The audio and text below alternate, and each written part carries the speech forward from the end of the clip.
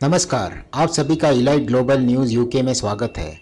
शुरुआत करते हैं वैश्विक टॉप सुर्खियों के साथ। उत्तरी कोसोवो में तनाव चरम पर क्योंकि सर्बों ने सड़कों को अवरुद्ध कर दिया।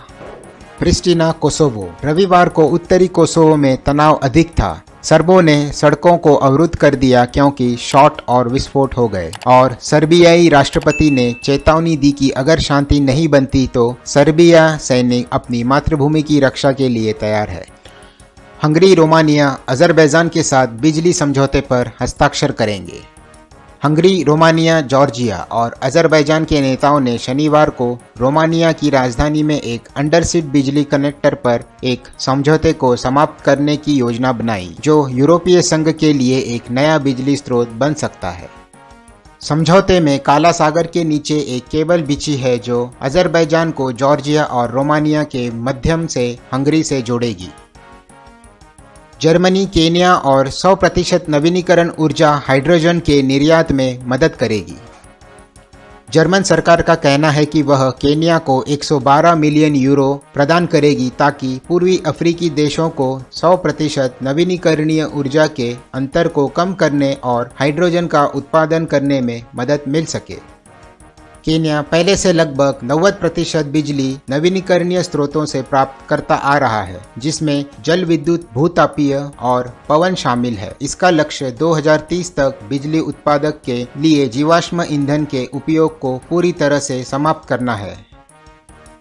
भारत सीमा पर भारतीय चीनी सैनिकों में झड़प।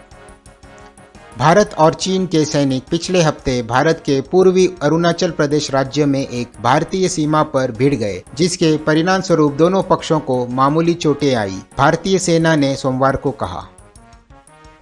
यूक्रेन के राष्ट्रपति ने उन्नत हथियारों के लिए पश्चिमी देशों पर फिर से दबाव डाला।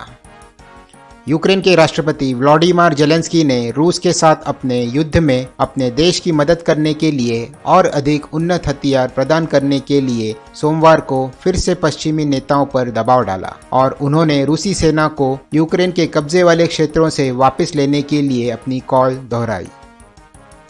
हांगकांग ने गूगल पर विरोध गान खोजों से हटाने के लिए दबाव डाला।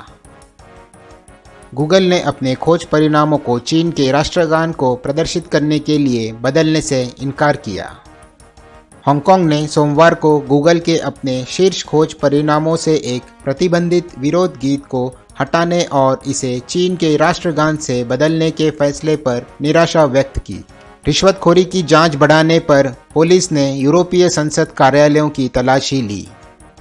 बेल्जियम पुलिस ने कथित रिश्वतखोरी और भ्रष्टाचार की बढ़ती जांच के हिस्से के रूप में यूरोपीय संसद कार्यालयों की तलाशी ली, क्योंकि यूरोपीय संघ के वरिष्ठ नेताओं ने चेतावनी दी थी कि ब्लॉक की विश्वसनीयता दांव पर है।